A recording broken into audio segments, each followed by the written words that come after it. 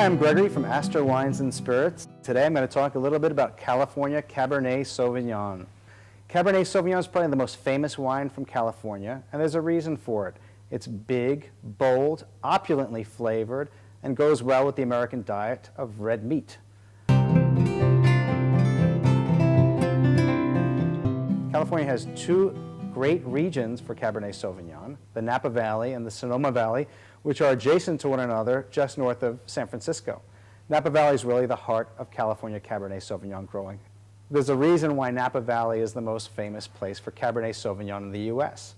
It's been growing there the longest, well over a century, and has found an ideal climate there. In fact, Rutherford, in the heart of the Napa Valley, even has a term that's used to describe Cabernet Sauvignon grown there, Rutherford dust. It's a note that you get on the nose of spicy dustiness that comes only from Cabernet Sauvignon grown in California.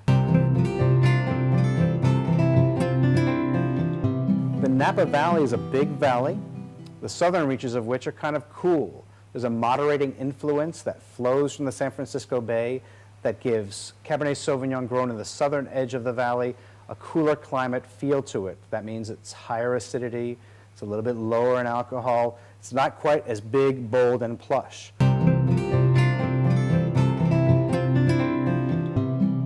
Rutherford, like I said, is right in the center of Napa Valley, and it gives you quintessential Napa Valley Cabernet Sauvignon with big, ripe fruit, think blackberries and plums, lots of dusty tannins, a little bit of herbaceousness, which can be expressed as ripe herbs or green bell pepper.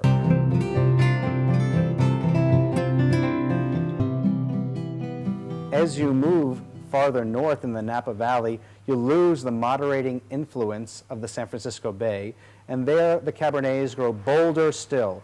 They lose some of the herbaceousness, some of the green edge that's typical of Cabernet Sauvignon, and generally have higher alcohol and slightly lower acidity. So these are the really big, bold, opulent styles that we have grown to love. Once you move over to Sonoma County, you'll find the wines are quite different. It's a cooler growing region, so the wines feature better acidities, softer tannins, and fruit that's much redder, falling more towards the cherry end of the spectrum. There's a dustiness to Sonoma County Cabernets as well. It's different than Napa Valley. Sonoma County Cabernets tend to mature more quickly and go with a broader range of food. You can even try them with some Italian food.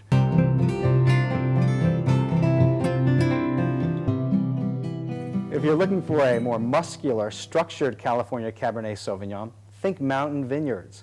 In the Napa Valley, you can find Howell Mountain, Diamond Mountain, and Mount Veeder.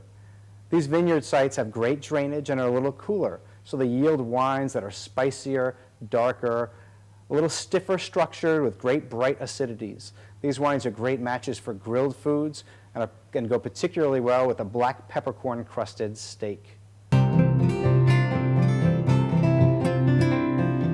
It's frequently said that vintages in California are not that important. And that's somewhat true. California's great climate allows them to have frequent great vintages, but there are always some hiccups. From the vintages that you'll probably find in the store today, you can point out 99, 2001, and 2002 as great vintages that are drinking well today. 2002 in particular is considered one of the best vintages and probably will need a little bit more time before it's really drinkable.